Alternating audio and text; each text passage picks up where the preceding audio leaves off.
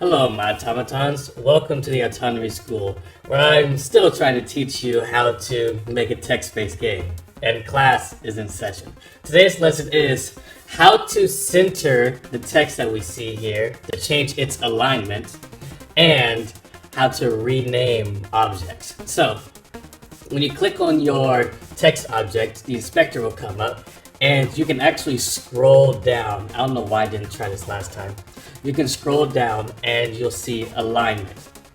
And here is center. That will make it look nice. You know what I'm going to do to this one too. And you know what, that looks much better. So now we need to rename our objects. So if you click on any object, then you should be able to double click it. Nope. Okay, that didn't work. Zoom out, zoom out. Okay, so you cannot just double click like in certain other things, okay? So here's what we're gonna do instead. We're gonna click on it, we're gonna right click on it, we're gonna click rename.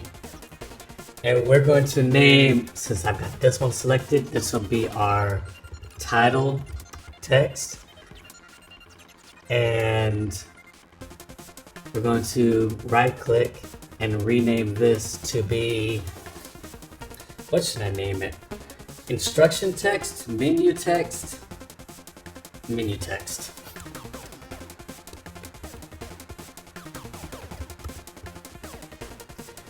M comes before T, so in any case, that's how you rename it.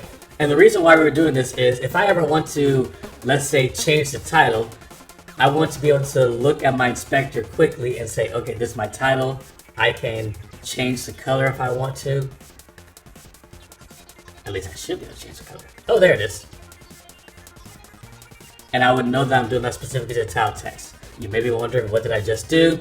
But we're not worried about that right now. So I showed you how to do what I said I was going to show you how to do. I showed you how to center the text and how to rename it.